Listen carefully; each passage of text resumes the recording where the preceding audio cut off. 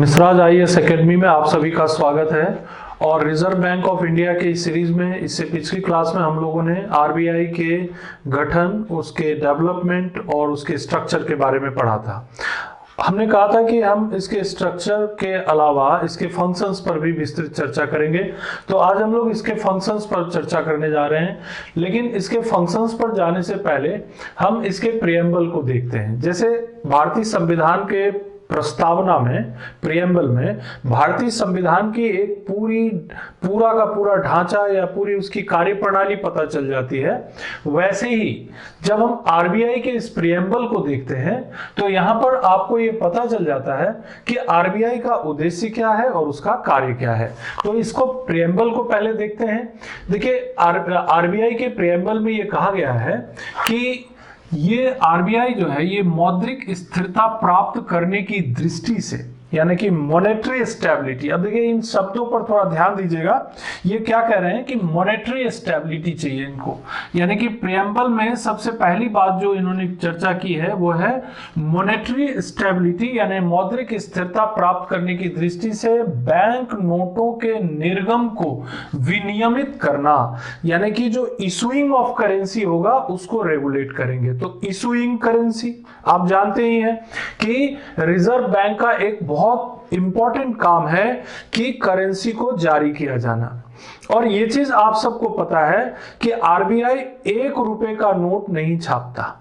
1 रुपए के नोट को जारी करने का काम होता है वित्त मंत्रालय का, और 1 रुपए के नोट पर सिग्नेचर होता है वित्त सचिव का। ये तो आप सबको पता है। यानी कि 1 रुपए के करेंसी नोट के अलावा जितने भी नोट होते हैं, जितने भी करेंसी नोट होते हैं, वो सारे करेंसी नोट इशू की जाती है किसके द्वारा? रिजर्व बैंक ऑफ इंडिया के द्वारा। तो जब आप प्रियम्बल की बात कर रहे हैं तो मौद्रिक स्थिरता प्राप्त करने के लिए नोटों के निर्गम को विनियमित करना, आरक्षित निधि को बनाए रखना। आरक्षित निधि एक रिजर्व फंड होता है। आरबीआई किसी भी संकट के समय उस रिजर्व फंड का इस्तेमाल करती है। तो रिजर्व फंड को बनाए रखना, ये प्रियम्बल की भाषा है। रिजर्व फंड को बनाए रखना, जटिल अर्थव्यवस्था की चुनौती से निपटने के लिए आधुनिक मौद्रिक नीति फ्रेमवर्क रखना। आधुनिक मॉडर्न जो मॉनेटरी पॉलिसी होगा उसका एक फ्रेमवर्क बनाना, मॉडर्न मॉनेटरी पॉलिसी का फ्रेमवर्क बनाना, और मुद्रास्फीति यानी इन्फ्लेशन को नियंत्रण में रखने के लिए, और मूल्य स्थिरता यानी कि जो स्टेबिलिटी है, यानी जो कॉस्ट स्टेबिलिटी है, मूल्य स्थिरता है, वो बनाए रखने के लिए आरबीआई काम करेगी। तो प्रियम्बल में आरबीआई ने अपने सारे कार्यों को प्रदर्शित कर दिया है एक तरह से। अब बात आती है इसकी लोगो की। तो देखिए, इसका जो लोगो है, आरबीआई का जो लोगो है, उसमें एक खजूर का पेड़ है, पाम, तार का पेड़ भी कह सकते हैं, और साथ ही साथ टाइगर, एक बाघ का चिन्ह है। टाइगर एंड पाम ट्री, ये दो चीजें आरबीआई के लोगों में मिलेगा आपको। लेकिन ब्रिटिश शासनकाल के दौरान ये टाइगर की जगह पर लाइन हुआ करता था। टाइगर की जगह पर लाइन हुआ करता था क्योंकि लाइन जो था वो ब्रिटिश शासनकाल का प्रतीक था। तो इसीलिए बाद में इसमें चेंजेस लाए गए और ये पाम ट्री और लायन की जगह ये टाइगर को प्रदर्शित किया गया। ये प्रदर्शित करता, देखिए टाइगर जो है वो इंडियन इकोनॉमी की ताकत को दिखाता है, और पाम जो है वो इंडियन इकोनॉमी के ग्रोथ को प्रदर्शित करता है। तो जो भी लोगो बनता है उस लोगो का कुछ अर्थ होता है। तो यहां पर ये अर्थ है कि palm tree the growth of Indian economy and tiger the strongness of Indian economy is shown by the RBI logo. तो आरबीआई के प्रियम्बल से आपको पता चल गया कि आरबीआई को किन किन उद्देश्यों को पूरा करना है। मूल्य स्थिरता को बनाए रखना है, मुद्रास्फीति को नियंत्रण करना है, मौद्रिक नीति का एक ढांचा तैयार करके रखना है। इसके अलावा मौद्रिक स्थिरता को बनाए रखने के लिए बैंक नोट, यानी कि जो नोट होते हैं, करेंसी नोट होते हैं, उन्हें जारी करने के तरीके डेवलप करना है। ये सारे काम रिजर्व बैंक ऑफ इंडिया के माध्यम से किए जाएंगे। लेकिन ये तो हो गई ऊपर की बात। अब धीरे धीरे इसके अंदरूनी हिस्सों में चलते हैं। देखिए, जैसे मौद्रिक नीति का संचालन करने की बात करेंगे तो मॉनेटरी पॉलिसी का जब संचालन करता है आरबीआई, तो क्या करते हैं, मौद्रिक नीति तैयार करते हैं। मॉनेटरी पॉलिसी को तैयार करना ये एक काम है आरबीआई का। This is the function of RBI, that it prepares the monetary policy. इसके अलावा मौद्रिक नीति तैयार करना, इसको क्रियान्वित करना, इसको इंप्लीमेंट करना, उसमें मूल्य स्थिरता लाना, यानी कि जो स्टेबिलिटी, यानी मूल्य अगर बहुत बढ़ रहा है, घट रहा है, बाजार में मुद्रास्फीति हो रही है, महंगाई बढ़ रही है, घट रही है, बहुत समस्या होती है, तो इकोनॉमी में उसको स्थिरता बनाए रखना और मुद्रास्फीति को नियंत्रण करना, to control the inflation and also समावेशी विकास, यानी इंक्लूसिव ग्रोथ को बढ़ावा देने वाली जो नीतियां हैं उसे बनाए रखने के लिए मौद्रिक नीति का इस्तेमाल किया जाता है। अब आपके मन में आ रहा होगा कि ये मौद्रिक नीति होती क्या है और इसमें आरबीआई करता क्या है। तो मौद्रिक नीति को देखिए, ये जो मौद्रिक नीति है, मॉनेटरी पॉलिसी है, इसके लिए आरबीआई के पास कुछ इंस्ट्रूमेंट होते हैं, कुछ तरीके होते हैं और उन तरीकों से वो मुद्रास्फीति को नियंत्रण रखते हैं। उन तरीकों से वो बाजार में महंगाई की स्थिति को नियंत्रण रखते हैं, बाजार में बैंकिंग की प्रणाली को नियंत्रण रखते हैं। तो क्या क्या है, मैं यहीं पर जिक्र कर देता हूं कि instruments of the monetary policy. तो इंस्ट्रूमेंट्स को दो भागों में बांट देते हैं। पहला भाग है क्वांटिटेटिव, यानी कि मात्रात्मक मौद्रिक नीति। मात्रात्मक यानी इसमें करेंसी की मात्रा पर नियंत्रण रहेगा, मात्रात्मक। और दूसरा होता है number 2, that is called the margin requirements, या इसको यूं कह सकते हैं कि इसे यूं ही कह सकते हैं कि ये क्वालिटेटिव है, यानी एक क्वांटिटेटिव है और दूसरा हो गया qualitative the way of control the economy, qualitative control of economy.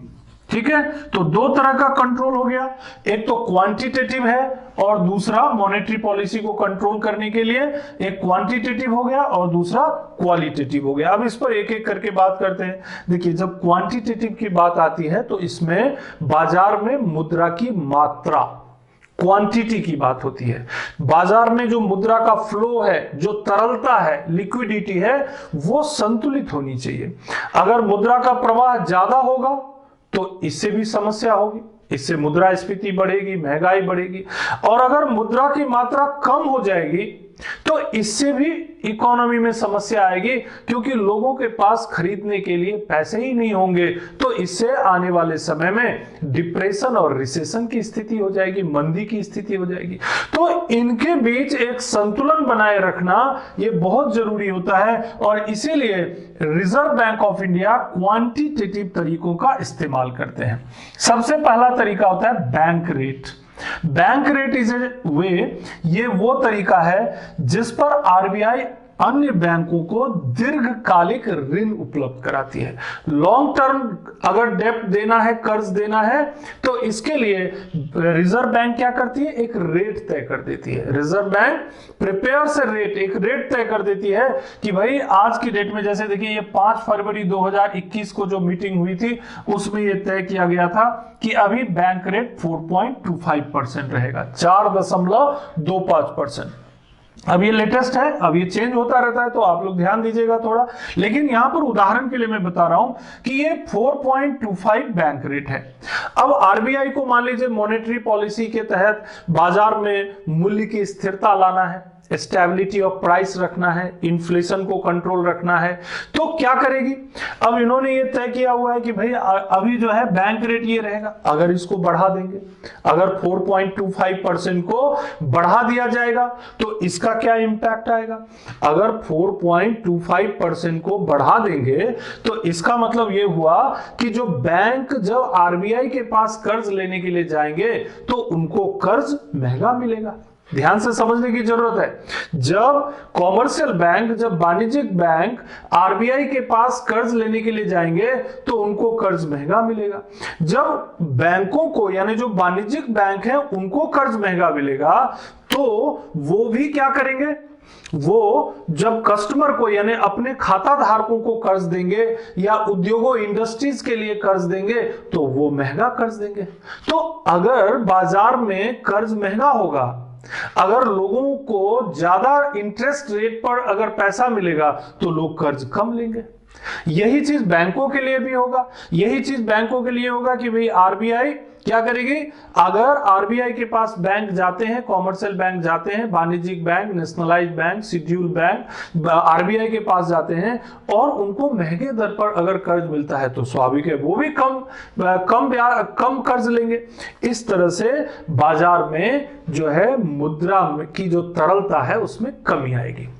अगर मुद्रा की तरलता में कमी लाने की जरूरत हो तो बैंक दर को बढ़ाने की जरूरत पड़ती है। लेकिन अगर बाजार में मंदी की स्थिति आ जाए, लोगों के पास पैसा कम हो, अगर उद्योग जो है कर्ज इसलिए नहीं ले रहे हैं कि भाई वो ब्याज दर ज्यादा है, तो ये भी गड़बड़ हो जाएगी। तो वो क्या करेंगे, बैंक दर को कम कर देंगे और इससे मुद्रा की तरलता बाजार में क्या होगी, बढ़ जाएगी। तो बाजार में मुद्रा की मात्रा को नियंत्रण करने के लिए एक उपकरण हो जाता है जिसे कहते हैं बैंक रेट। दूसरा देखते हैं, दूसरा है रेपो रेट। इसी तरह से जैसे बैंक दर थोड़ा सा लंबे समय के लिए होता है, रेपो रेट क्या होता है, थोड़ा कम समय के लिए होता है। कम समय के लिए अगर कर्ज देती है आरबीआई शेड्यूल्ड या कॉमर्शियल बैंक्स को तो वो अल्पकालीन ऋण देती है, तो ये कम समय के लिए फॉर फ्यू डेज, 10 दिन 15 दिन के लिए, तो ये हो जाता है रेपो रेट। उस पर जो कर्ज, जो भी रेट लेगी आरबीआई वो रेपो रेट हो जाती है। अभी जैसे ये फरवरी 5 2021 का ये डाटा हमने यहां लिखा है 4%, 4% पर आरबीआई उनको कर्ज दे सकती है। इसका भी प्रभाव ऐसे ही होगा जैसे मैंने बैंक दर का बताया, रेपो रेट को बढ़ाएंगे तो स्वाभाविक है जो कॉमर्शियल बैंक है वो कम कर्ज लेंगे, अगर घटाएंगे तो स्वाभाविक है ज्यादा प्रेरित होंगे कर्ज लेने के लिए, शॉर्ट टर्म लोन लेने के लिए, शॉर्ट टर्म कर्ज लेने के लिए। अब जब कॉमर्शियल बैंकों को ज्यादा ब्याज दर पर कम समय के लिए जब उन्हें कर्ज मिलेगा तो वो भी अपने कस्टमर्स को क्या करेंगे, थोड़ा ज्यादा ब्याज दर पर कर्ज देंगे। अगर उनको, यानी कि कॉमर्शियल बैंक को, वाणिज्यिक बैंकों को कम ब्याज दर पर शॉर्ट टर्म के लिए कर्ज मिलेगा तो बैंक भी, कॉमर्शियल बैंक जो भी हैं वो भी अपने कस्टमर्स को कम ब्याज दर पर, यानी कि थोड़ा कम ब्याज दर पर उनको कर्ज देंगे। तो इस तरह से ये मतलब जो भी अगर आरबीआई ज्यादा करेंगे ब्याज दर को, रेपो रेट को ज्यादा करेंगे तो स्वाभाविक है जो कॉमर्शियल बैंक है उनका ब्याज दर भी ज्यादा हो जाएगा। अगर आरबीआई रेपो रेट को कम कर देते हैं तो उसका इफेक्ट जो है कॉमर्शियल बैंक पर पड़ेगा, वो भी अपने ब्याज दर को कम करेंगे और अल्टीमेटली असर ये होगा कि बाजार में तरलता की मात्रा जो होगी, यानी लिक्विडिटी होगी, यानी करेंसी का जो फ्लो होगा वो परिवर्तित हो जाएगा। तो जैसी जरूरत होती है बाजार में, तरलता की जैसी जरूरत होती है, अगर मुद्रास्फीति को नियंत्रित करना है, अगर मुद्रास्फीति बढ़ रही है, महंगाई बढ़ रही है, बाजार में तरलता बढ़ रही है, तो क्या कर देंगे, बैंक दर को थोड़ा बढ़ा देंगे, रेपो रेट को थोड़ा बढ़ा देंगे, तरलता कम हो जाएगी। लेकिन अगर बाजार में मंदी की स्थिति हो रही है, लोगों के पास पैसे की कमी हो रही है, तो जस्ट इसका उल्टा कर देंगे, बैंक दर को थोड़ा कम कर देंगे, रेपो दर को थोड़ा कम कर देंगे, तो इससे क्या होगा, बाजार में तरलता बढ़ जाएगी।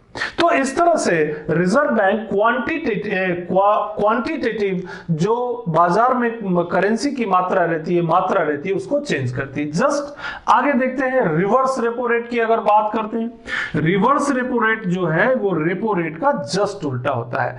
रेपो रेट में हमने क्या बताया, जो वाणिज्यिक बैंक रहते हैं वो शॉर्ट टर्म के लिए आरबीआई से उधार लेते हैं।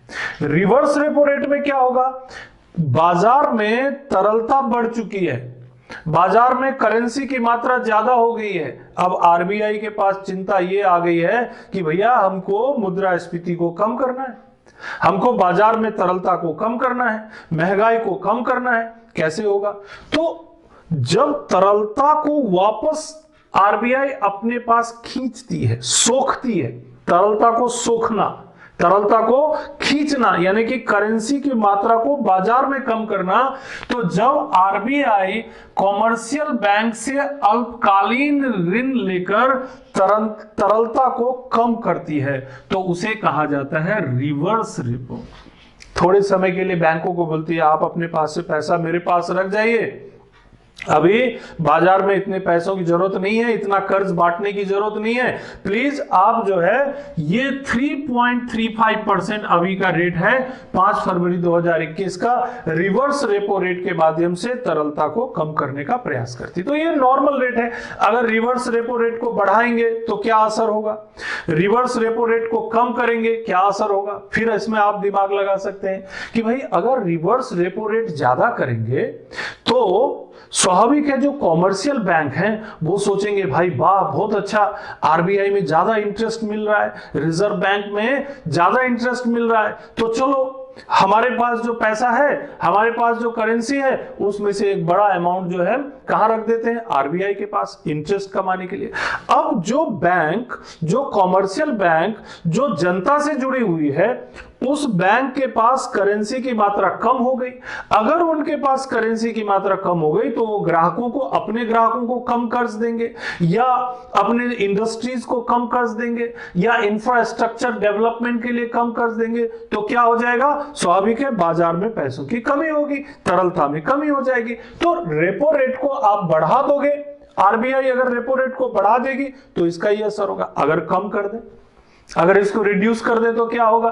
3.35 की जगह इसे 3% कर दे तो क्या होगा? स्वाभाविक है बैंकों को भाई मोटिवेशन ही नहीं रहेगा, अरे यार 3.35% था अब 3% हो गया, क्या फायदा है आरबीआई में रखने का, चलो इसको कस्टमर में ही बांटने की कोशिश करते हैं। तो इससे अब जो बैंक होंगे वो मोटिवेट नहीं होंगे आरबीआई के पास पैसे रखने के लिए, तो तरलता जो है वो बाजार में बढ़ जाएगी। क्योंकि जो बैंक होंगे, जो कॉमर्शियल बैंक होंगे या शेड्यूल बैंक होंगे या नेशनलाइज बैंक होंगे या जो प्राइवेट बैंक होंगे, वो यही चाहेंगे कि भाई हम पैसा जो है मार्केट में बांटें, इंफ्रास्ट्रक्चर सेक्टर में लगाएं, दूसरे सेक्टर में लगाएं, जिससे कि ज्यादा इंटरेस्ट हमें हासिल हो सके। तो रेपो रेट को कम होने या ज्यादा होने का असर भी तरलता पर, बाजार में तरलता पर पड़ता है। ये सभी क्वांटिटेटिव चेंज के अंतर्गत हम लोग बात कर रहे हैं।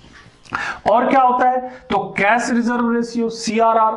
सीआरआर एक बहुत इंपॉर्टेंट फैक्टर होता है। जो कॉमर्शियल बैंक होते हैं, वाणिज्यिक बैंकों को अपनी कुल जमाओं का वह अनुपात जो आरबीआई के पास रखना होता है, वह कुल जितना भी पैसा, जो सेविंग का पैसा हो या टर्म डिपॉजिट का पैसा हो, फिक्स डिपॉजिट का पैसा हो, जो पैसा वाणिज्यिक बैंकों में जमा है, उस कुल जमा का जो आरबीआई के पास रखना होता है उसे कहते हैं, उसे वाणिज्यिक बैंकों को जो जमा करना पड़ता है उसे कैश रिजर्व रेशियो कहते हैं। That is called cash reserve ratio. और वर्तमान में ये हमने लिखा है 3% का है, 3%। यानी जितना कैपिटल, जितनी सेविंग या जितना जमा, जितनी डिपॉजिट बैंकों के पास है, जितनी भी कॉमर्शियल बैंक हैं, उनके पास अगर 100 रुपए जमा है तो 100 में से 3% यानी कि 3 रुपए उनको आरबीआई के पास जमा करना पड़ेगा। 100 में से 3 रुपए आरबीआई के पास जमा करना पड़ेगा। और वो राशि को अगर बढ़ा देंगे, यानी 3% की जगह 4% कर देंगे, 5% कर देंगे, 10% कर देंगे, तो क्या होगा? अगर सीआरआर को बढ़ा देंगे तो जो कॉमर्शियल बैंक के पास जमा करने की लायबिलिटी बढ़ जाएगी, आरबीआई को ज्यादा पैसा देना पड़ेगा। भाई 3% है तो चलो भाई 97 पैसा उनके पास है, 3 ही रुपए गया ना, 97 रुपए उनके पास है बैंकों के पास, 3 रुपए आरबीआई के पास जमा हो गया। अब ये 3% जो है अगर आप इसको 5% कर दोगे तो क्या हो जाएगा? अगर बैंक के पास 100 रुपए जमा है तो उसको 5 रुपए आरबीआई के पास रखना पड़ेगा। तो जनता के लिए यानी पब्लिक को बांटने के लिए या कर्ज देने के लिए उसके पास कितना बचेगा? 95 ही बचेगा, 95 ही बचेगा। और अगर सीआरआर 10% कर देंगे तो 90 रुपए ही बचेगा। तो सीआरआर को अगर बढ़ाते हैं तो इससे जो बैंकों के पास जो कर्ज देने की क्षमता होगी या अपने कस्टमर्स को या इंडस्ट्रीज को या इंफ्रास्ट्रक्चर सेक्टर को जो कर्ज देने की उनकी क्षमता होगी वो कम हो जाएगी। तो इससे भी बाजार में तरलता में अंतर आएगा। और 3% का 2% कर देंगे तो क्या होगा, बैंकों की जो कर्ज देने की क्षमता होगी, जो बैंकों को जो अपने कस्टमर्स को अपने ग्राहकों को जो कर्ज देने की या पैसे को बाजार में छोड़ने की क्षमता होगी वो ज्यादा हो जाएगी, है ना। तो आप समझ रहे होंगे कि सीआरआर को कम करेंगे तो क्या असर होगा और ज्यादा करेंगे तो क्या असर होगा। ये टूल्स है, क्वांटिटेटिव टूल्स है आरबीआई के। अब एसएलआर भी देख लें। एसएलआर क्या होता है, statutory liquidity ratio. Statutory liquidity ratio यानी वैधानिक तरलता अनुपात, यानी व्यापारिक बैंकों को अपने कुल जमा का एक निश्चित प्रतिशत अपने पास ही रखना होता है। कुल जमा का एक निश्चित प्रतिशत अपने पास ही रखना होता है, और वो रखना होता है नगद के रूप में या स्वर्ण यानी कि गोल्ड के रूप में या गवर्नमेंट सिक्योरिटीज के रूप में, तो वो एसएलआर होता है, दैट इज द एसएलआर। और अभी ये है 18%, यानी बैंक के पास जितना डिपॉजिट है उसका 18% उनको अपने पास 3 रुपए में रखना पड़ेगा। एक तो कैश के रूप में रखो, गोल्ड के रूप में रखो, या गवर्नमेंट यानी सरकारी प्रतिभूतियों के रूप में रखो, तभी उनको ट्रांजैक्शन करने का अधिकार मिलेगा। ये सब इनको ऐसे जो भी बैंक होते हैं, जो शेड्यूल्ड बैंक होते हैं, उनको ये जो है ये लायबिलिटीज पूरी करनी होती है आरबीआई के माध्यम से। आरबीआई के माध्यम से ये जो लायबिलिटीज होती है उनको पूरा करना होता है। तो यहां पर एसएलआर भी एक बहुत इंपॉर्टेंट रोल प्ले करता है क्वांटिटेटिव मैनेजमेंट में। आरबीआई का जो क्वांटिटेटिव जो फॉर्मूला है बाजार में तरलता को स्थापित करने के लिए, स्टैट्यूटरी लिक्विडिटी रेशियो में क्या होता है कि बैंकों का जो डिपॉजिट है उस डिपॉजिट का 18%, अभी 18% का नियम है, अभी 18%, ये कम ज्यादा हो सकता है तो इसको ध्यान रखना पड़ेगा आपको। 18% को उन्हें अपने पास डिपॉजिट के रूप में हमेशा रखना पड़ेगा, या तो ये कैश नगद के रूप में या गोल्ड के रूप में या गवर्नमेंट सिक्योरिटीज के रूप में हो सकते हैं। गवर्नमेंट सिक्योरिटीज का मतलब ये हुआ कि बैंक ने अगर कोई सरकारी प्रतिभूति में यानी सरकार के बॉन्ड में या सरकार के किसी क्षेत्र में निवेश किया हुआ है, इन्वेस्ट किया हुआ है, और उसका बॉन्ड उसका पेपर उनके पास है, तो वो कहलाता है गवर्नमेंट सिक्योरिटी। ये बहुत प्रामाणिक और विश्वसनीय होते हैं, तो इसीलिए इन्हें भी रख सकते हैं। अब यहां पर इसका इंपैक्ट देखिए क्या होता है। एसएलआर को बढ़ाएंगे तो क्या होगा और घटाएंगे तो क्या होगा।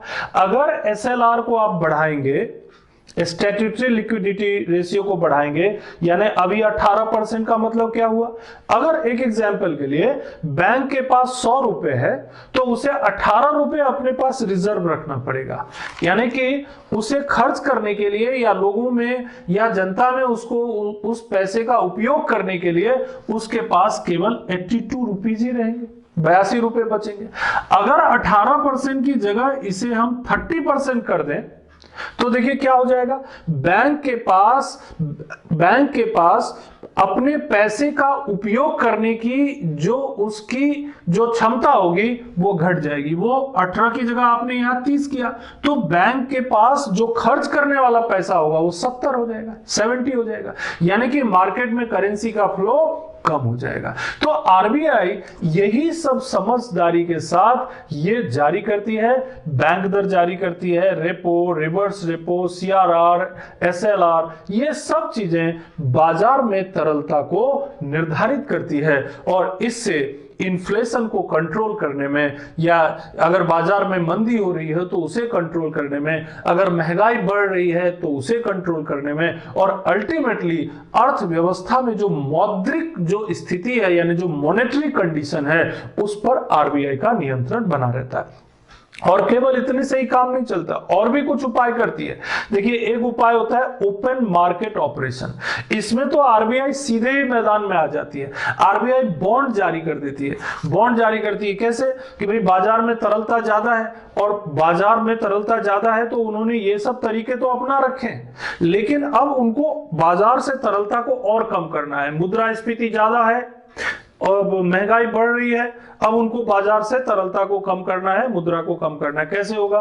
ओपन मार्केट ऑपरेशन में आरबीआई क्या करती है? गवर्नमेंट सिक्योरिटी जारी करती है, सरकारी प्रतिभूतियां जारी करती है। कोई सरकार का बॉन्ड लेके आएगी, पोस्ट ऑफिस के थ्रू लेके आएगी, किसी सरकारी सेक्टर के माध्यम से आएगी, बोलेगी पब्लिक को कि आप खरीदिए, इसमें सरकार इतना इंटरेस्ट देगी, गारंटेड है, ऐसा करके, और लोग उसमें इन्वेस्ट करेंगे। तो क्या होगा?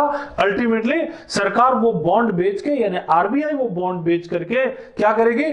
पैसा जो है बाजार में कम कर देगी। यही एक ट्रेजरी बिल होता है, इसके माध्यम से भी वो इस तरह का काम कर सकती है।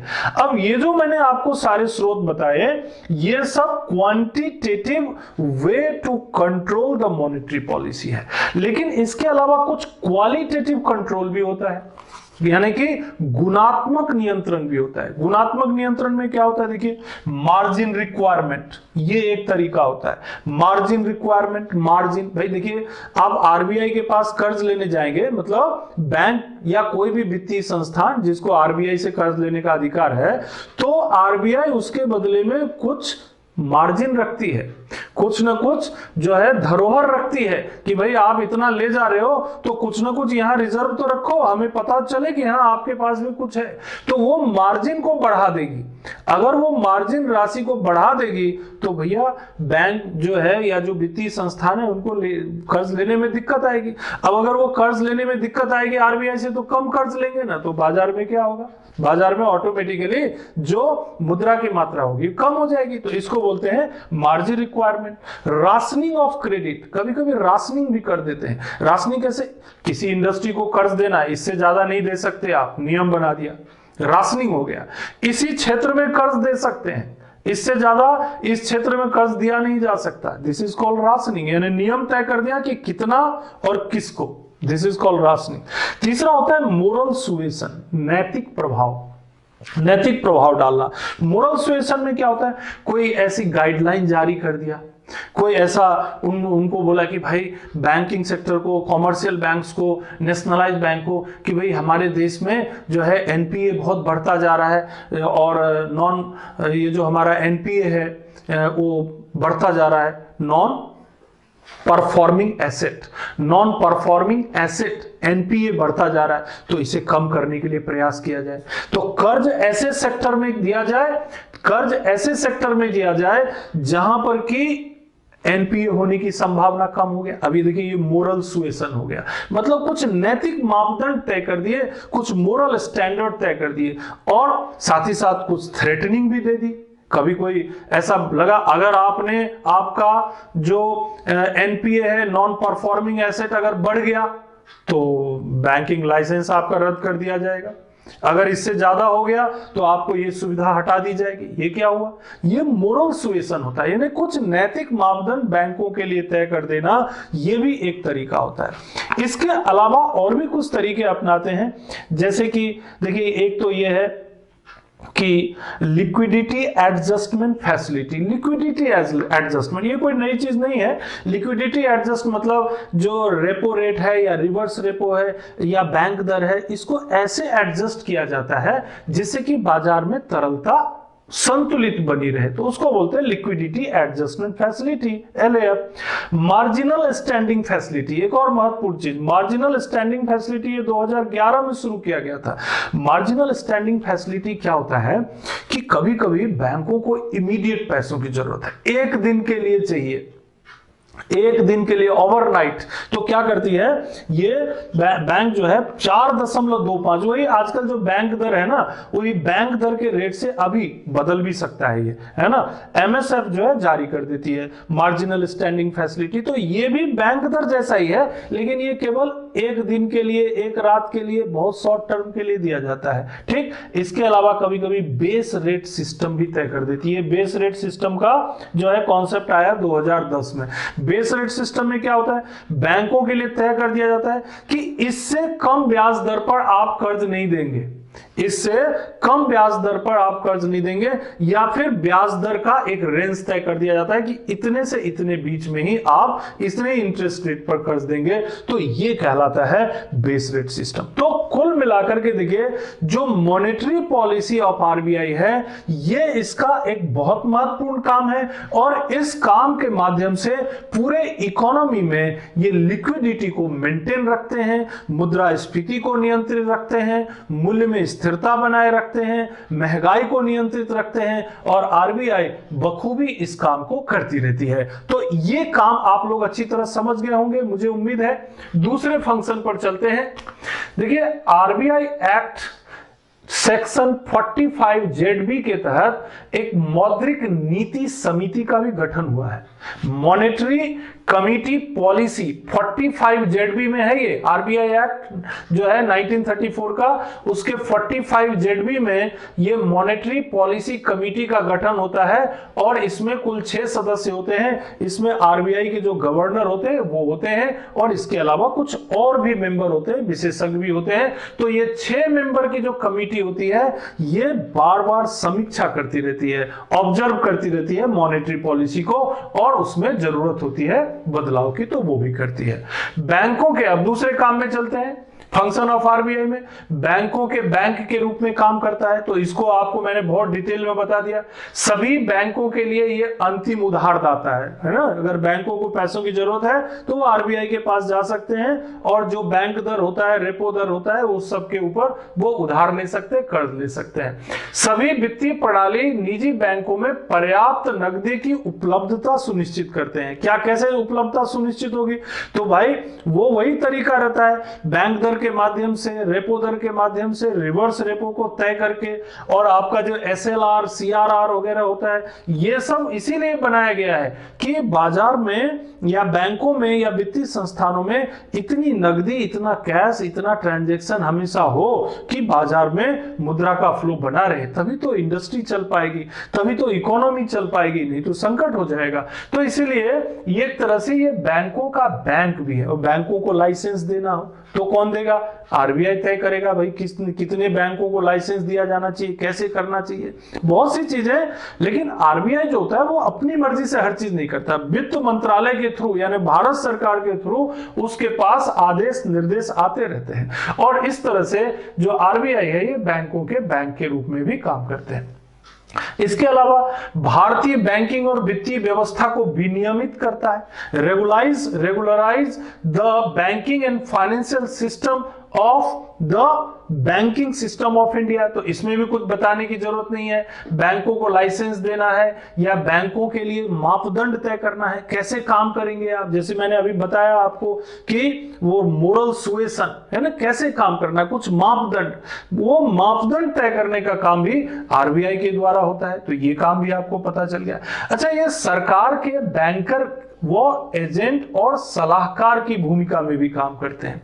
ये जो आरबीआई होता है ना, ये एक तरह से सरकार का बैंकर होता है, केंद्र सरकार का भी और राज्य सरकार का भी। आपने कई बार सुना होगा और पढ़ा भी होगा कि केंद्र सरकार को अगर पैसों की जरूरत होती है या राज्य सरकार को पैसों की जरूरत होती है तो कई बार वो आरबीआई के पास अप्रोच करते हैं और आरबीआई उन्हें जो है थोड़े समय के लिए पैसे देते भी हैं। तो ये भारत सरकार का और राज्य सरकार का बैंकर भी है। और कैसे बैंकर हुआ? जैसे भाई हम आप बैंक में खाता खोलते हैं वैसे ही हर एक राज्य का एक खाता और हर एक यानी कि हमारे केंद्र सरकार का खाता भी आरबीआई के पास होता है और उन खातों का जो व्यापारिक प्रबंध होता है, उन खातों का जो मैनेजमेंट होता है वो आरबीआई के थ्रू किया जाता है। तो सरकार का क्या हो गया? ये बैंक हो गया। और देखते हैं विदेशी मुद्रा का प्रबंधन कौन करेगा, क्योंकि देखिए अगर हमें इंटरनेशनल ट्रेड करना है, अगर हमें अंतरराष्ट्रीय व्यापार करना है, एक्सपोर्ट करना है, इंपोर्ट करना है, तो हमें विदेशी मुद्रा भी चाहिए होता है, विदेशी मुद्रा भंडार भी बनाना चाहिए होता है। तो हमारे देश में ऑलरेडी विदेशी मुद्रा प्रबंधन अधिनियम 1999 1999 फॉरेन एक्सचेंज मैनेजमेंट एक्ट 1999 के अंतर्गत क्या होता है कि जो भी विदेशी मुद्रा भंडार है उसको संरक्षण यानी उसे संरक्षित करना और उसको प्रबंधित करने की जिम्मेदारी आरबीआई की होती है, रिजर्व बैंक ऑफ इंडिया की होती है। तभी तो रिजर्व बैंक जो है इन सब चीजों पर ध्यान रखता है, तभी तो आज विदेशी मुद्रा भंडार बढ़ रहा है और एक सुरक्षित विदेशी मुद्रा भंडार है। विदेशी मुद्रा भंडार का पर्याप्त होना इकोनॉमी के स्ट्रांगनेस को प्रदर्शित करता है। 1991 में क्या हुआ था? 1991 में जो न्यू इकोनॉमिक पॉलिसी आई थी, उससे पहले यही घटना घटी थी। उस समय हमारे पास विदेशी मुद्रा भंडार इतना कम हो गया था कि हमें अपना जो रिजर्व गोल्ड था वो गिरवी रखना पड़ा था। तो आप वो हमारे इसी चैनल पे 1991 इकोनॉमिक पॉलिसी में एक विस्तृत हमने जो है कहानी जैसा एक वीडियो इसमें रखा है, जिसमें आप जाकर के सुनिएगा तो आपको मजा आएगा और आपको पता चलेगा कि उस स्थिति से निकल करके हम यहां तक कैसे पहुंचे हैं, है ना। लेकिन हमारा यही रिक्वेस्ट रहेगा कि आप चैनल को जरूर सब्सक्राइब करिएगा और कमेंट और लाइक भी करिएगा और हो सके तो शेयर करिएगा, तो स्वाभाविक रूप से हम आपसे जुड़े भी रहेंगे और महत्वपूर्ण चीजों को हम आप तक लाते रहेंगे। फिलहाल ये विदेशी मुद्रा भंडार का जो काम है, ये भी काम रिजर्व बैंक के माध्यम से किया जाता है। इसके अलावा विदेशी विनिमय दर यानी एक्सचेंज रेट, यानी हमारे रुपए की जो वैल्यू होती है, आपने कई बार सुना होगा, पेपर में पढ़ा होगा कि डॉलर के मुकाबले कम हो गया है या ज्यादा हो गया है, डॉलर से जो है हमारा जो रुपए की वैल्यू है वो कम हो गई है। तो कम क्यों हो गई है? कहीं ना कहीं हमारे देश का जो निर्यात है, जब एक्सपोर्ट जब हमारा कम होता है, विदेशी मुद्रा की आवक जब हमारे देश में कम होती है, तो ऑटोमेटिकली स्वतः ही हमारे देश की करेंसी की वैल्यू भी उसी के अकॉर्डिंग कम होने लगती है। और स्ट्रॉन्ग कब होती है? जब हमारे देश से निर्यात बढ़ता है। जब हमारे देश से निर्यात बढ़ेगा यानी एक्सपोर्ट बढ़ेगा और हमारे देश के चीजों की वैल्यू दूसरे देशों में बढ़ेगी, हमारे देश में विदेशी मुद्रा का भंडार बढ़ेगा, तो ऑटोमेटिकली हमारे देश की करेंसी भी क्यों बढ़ेगी? भाई उनको हमारे देश की करेंसी की जरूरत पड़ेगी ना हमारा सामान खरीदने के लिए। तो इसीलिए हमारे देश की करेंसी की वैल्यू उनकी नजर में बढ़ जाएगी और ऑटोमेटिकली अंतरराष्ट्रीय स्तर पर हमारे देश की करेंसी का महत्व भी बढ़ जाएगा।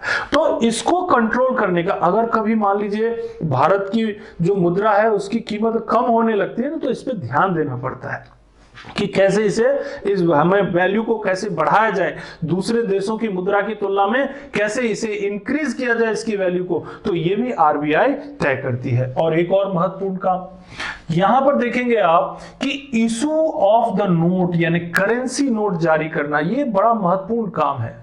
RBI has sole right to issue currency note of various denomination. शुरू में ही मैंने आपको बताया था कि 1 रुपए का नोट छोड़ दीजिए, 1 रुपए का जो नोट है वो तो भाई वित्त मंत्रालय जारी करता है। और बहुत पुरानी बात है, जब पहला विश्व युद्ध हुआ था उसके बाद ब्रिटिश सरकार को जो है वो सिक्के विक्के बन नहीं पा रहे थे, युद्ध में व्यस्त थे वो लोग 1914 से 1918 प्रथम विश्व युद्ध के दौरान।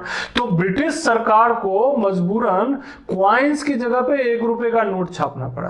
तो वो जो 1 रुपए की जो करेंसी थी वो छापते थे और 1917 में पहली बार छपा और फिर उसके बाद वो प्रोसेस शुरू हुआ। तो 1 रुपए के नोट को छापने का काम वित्त मंत्रालय को रख दिया गया और उस पर वित्त सचिव के हस्ताक्षर होते। तो अब तो देखिए 1 रुपए का नोट छपता भी नहीं है, ये काफी पुरानी बात हो गई। अब जो है 1 रुपए से ज्यादा का नोट ज्यादातर छपता है और वो नोट छापने का काम किसका है? रिजर्व बैंक ऑफ इंडिया का। रिजर्व बैंक इंडिया के बाद बहुत सारे ऐसे करेंसी नोट छापने के संस्थान है, इंस्टीट्यूशन है भारत सरकार के पास, वहां छपते हैं, वो भी एक अलग वीडियो में बात करेंगे आपसे। लेकिन फिलहाल देखिए ये जो नोट छपता है ये कैसे, कई बार लोग सोचते हैं भाई रिजर्व बैंक के पास तो पावर है, कितना भी नोट छाप दो, कितने भी नोट छाप करके और जो है देश में जो गरीबी है उसको दूर करो। लोग जो तनख्वाह मांगते हैं, सैलरी बढ़ाने के लिए बोलते हैं, बढ़ा दो। इतना आसान नहीं है भाई। देखिए क्या है इसका रूल। इसका रूल ये है कि 1957 में, उससे पहले नियम अलग थे, 1957 में एक तरीका निकाला गया था, उसको बोलते हैं मिनिमम रिजर्व सिस्टम, न्यूनतम आरक्षित प्रणाली। न्यूनतम आरक्षित प्रणाली और न्यूनतम आरक्षित प्रणाली के नियम के मुताबिक जब भी reserve bank of India note छापने जाएंगे तो उनको 200 करोड़ रुपए का गोल्ड 200 करोड़ रुपए का मतलब टोटल 200 करोड़ रुपए की राशि उनको सुरक्षित रखनी पड़ेगी।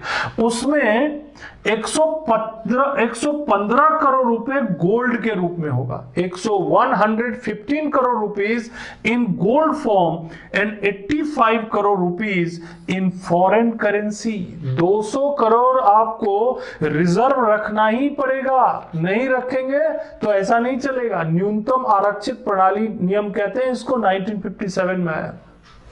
अब आप बोलेंगे भाई 200 करोड़ रुपए कौन सी बड़ी बात हो गई सर, रख सकते हैं, तो 115 करोड़ का गोल्ड रख लेंगे, 85 करोड़ रुपए का हम जो है फॉरेन करेंसी रख लेंगे, कोई बड़ी बात नहीं है, कितना भी नोट छाप देंगे। नहीं, वो भी नहीं। उसके लिए भी फिर कितना नोट छापना है, इसको भारत सरकार से उनको बातचीत करनी पड़ती है। कितना नोट छापना है, भारत सरकार से बातचीत करनी पड़ती है। इसके अलावा उन्हें यह भी ध्यान रखना पड़ता है कि कहीं ऐसा तो नहीं इन्फ्लेशन तो नहीं बढ़ जाएगा, मुद्रास्फीति तो नहीं बढ़ जाएगी, कहीं नोट अगर कम छापेंगे और बाजार में अगर नोट की यानी करेंसी की अगर कमी हो जाएगी तो समस्या तो नहीं हो जाएगी।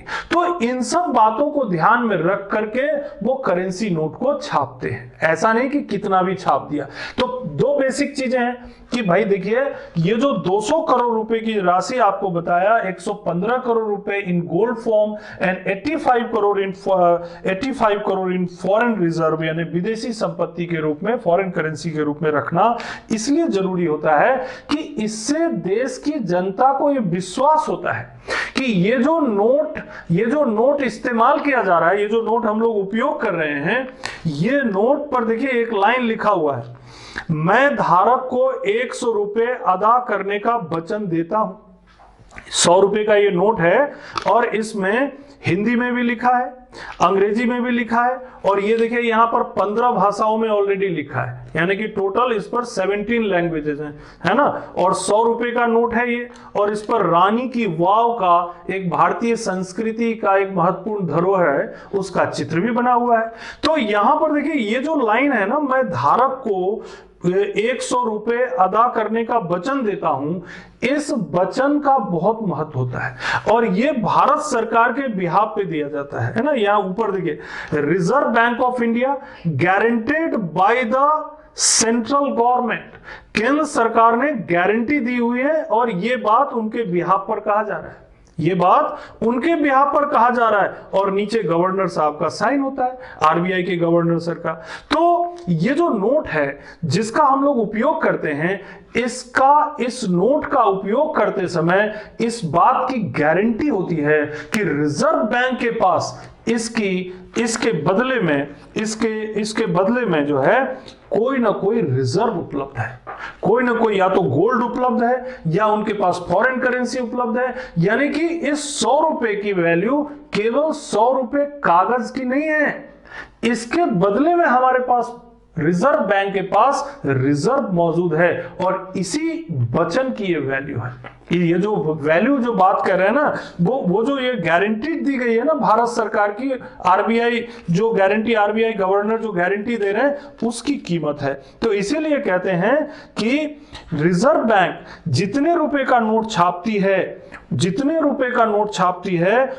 रुपए का सोना वह अपने पास रिजर्व कर लेती है। यानी आपके पास जो करेंसी है वो यूजलेस नहीं है, वो बेहद कीमती है और उतनी जो करेंसी आप इस्तेमाल कर रहे हैं उसकी वैल्यू और उसकी वैधानिकता निश्चित है। तो यही करेंसी का महत्व है और वो आरबीआई के द्वारा तय होता है। तो issue of currency of note के बारे में आप जान गए, इसके लिए जो मिनिमम रिजर्व सिस्टम है वो भी आप जान गए। कुल मिलाकर के देखिए आरबीआई के टोटल फंक्शनिंग के बारे में आपको पता चल गया। क्या क्या चीजें हो गई। अच्छा हाँ, एक बात और कि ये जो 7th पॉइंट है जो हमने छोड़ दिया था, ये देखिए डेवलपमेंट रोल में भी इसका बहुत योगदान है। आरबीआई क्या करती है, विकास में भी काम करती है। आरबीआई का रोल विकास में भी बहुत महत्वपूर्ण है। जैसे देखिए क्या करती है आरबीआई, अगर जैसे उनको लगता है कि भाई इंडस्ट्रियल सेक्टर में कर्ज देने के लिए या इंडस्ट्रियल सेक्टर को बूस्ट करने के लिए, बढ़ावा देने के लिए हमें एक अलग संस्थान की जरूरत है, आरबीआई क्या करती है, कैपिटल लगाती, पूंजी लगाती है। जैसे देखिए भारतीय औद्योगिक विकास बैंक, इंडियन इंडस्ट्रियल डेवलपमेंट बैंक स्थापित कर दिया। भारतीय लघु उद्योग विकास बैंक, इंडियन जो भारतीय लघु उद्योग स्मॉल इंडस्ट्रीज डेवलपमेंट, ये छोटे छोटे बैंकिंग सेक्टर हैं जो आरबीआई के इनिशिएटिव के कारण स्थापित हुए। तो डेवलपमेंट में भी आरबीआई की भूमिका रहती है। राष्ट्रीय कृषि और ग्रामीण विकास बैंक, जिसको आप प्रचलित नाम में नाबार्ड बोलते हैं, national bank for agriculture and rural development, इसमें भी आरबीआई की भूमिका है। इसके अलावा राष्ट्रीय आवासीय बैंक जो नेशनल हाउसिंग बैंक है, भाई लोगों को घर जो है बने, लोगों को घर के लिए कर्ज भी मिले, बड़ी बड़ी जो संस्थाएं हैं उनको घर बनाने के लिए प्रोत्साहित करना, ये काम है राष्ट्रीय आवासीय बैंक का। तो इस तरह से आरबीआई के कार्यों को अगर एक बार हम लोग रिव्यू कर लें तो जहां से मैंने शुरू किया था अगले 2 से 3 मिनट में आपको समराइज कर देते हैं। सबसे पहली बात तो हमने आपको बताया कि आरबीआई अपने प्रियम्बल में उन सारी बातों का जिक्र करती है जो उनका उद्देश्य है और जो उनको करना है। जैसे नोट छापने का जिक्र किया, मौद्रिक स्थिरता लाने का जिक्र किया, आरक्षित निधि रिजर्व फंड किसी संकट की घड़ी में, जैसे अभी कुछ समय पहले ही भारत सरकार को एक बड़ी राशि आरबीआई ने दी थी, चर्चा में आया था, आरक्षित निधि बनाए रखना। इसके अलावा अर्थव्यवस्था में अगर कभी कठोर चुनौती आए, कठिन चुनौती आए, तो उस चुनौतियों का सामना करने के लिए मौद्रिक नीति का एक फ्रेमवर्क बना के रखना, मॉनेटरी पॉलिसी। इसके अलावा मुद्रास्फीति को नियंत्रण रखना और जो स्टेबिलिटी होती है, मूल्य की स्थिरता होती है, उसे बनाए रखना।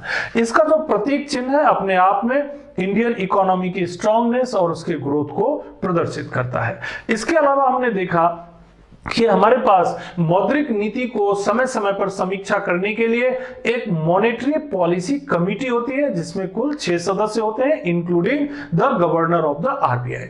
इसके अलावा मौद्रिक नीति को कैसे संचालित करती है और बाजार में मूल्य की स्थिरता और मुद्रास्फीति को कैसे नियंत्रण रखती है, इसे हमने विस्तृत रूप से आपको बता दिया, जिसमें आपको बैंक रेट से लेकर bank rate, repo rate, reverse repo rate, CRR, SLR और साथ ही साथ आपको ओपन मार्केट ऑपरेशन के साथ साथ जो है उनका जो क्वालिटेटिव कंट्रोल है, यानी क्वांटिटेटिव कंट्रोल और क्वालिटेटिव कंट्रोल, दोनों के ऊपर आपसे विस्तृत चर्चा होगी।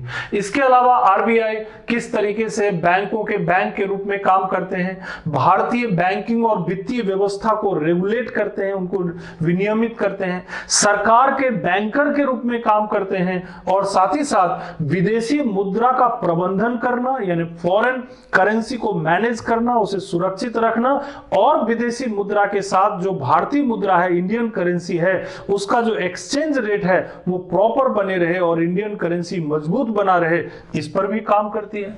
डेवलपमेंट के लिए अगर भारत के विकास और समावेशी विकास की जरूरत है, इंक्लूसिव ग्रोथ की जरूरत है, तो उसको लेकर के भी आरबीआई जो है अलग अलग संस्थाओं की जरूरत पड़ने पर स्थापना करती है और भारत सरकार को सहयोग भी करती है। और साथ ही साथ करेंसी नोट, जिस पर ज्यादातर लोग, आम लोगों का बड़ा ध्यान रहता है, करेंसी नोट कैसे जारी करती है, उसका भी हमने बताया कि करेंसी नोट यूं ही जारी नहीं होता और उसे जारी करने के लिए एक नियम बनाया गया 1957 में, जिसको कहते हैं मिनिमम रिजर्व सिस्टम। और जब भी करेंसी नोट जारी करती है, भारत सरकार से परमिशन और सलाह के आधार पर ही जारी करती है, जिसके अंतर्गत 115 करोड़ रुपए का गोल्ड और 85 करोड़ रुपए की फॉरेन करेंसी उन्हें रखना होता है। और ऐसा इसलिए किया जाता है कि जो भी करेंसी हमारे हाथों तक पहुंचती है, बाजार में पहुंचती है, उसकी एक गारंटी होती है रिजर्व बैंक की, और इस तरह से रिजर्व बैंक पूरी अर्थव्यवस्था पर अपना नियंत्रण बनाए रखती है। आपको हमारी बातें अगर अच्छी लगी हो तो प्लीज हमारे चैनल को सब्सक्राइब कीजिए और साथ ही साथ इस पे कमेंट, लाइक और शेयर भी कीजिए। अगली वीडियो में हम बैंकिंग सेक्टर के डेवलपमेंट से एक महत्वपूर्ण वीडियो के साथ आएंगे। Thank you very much.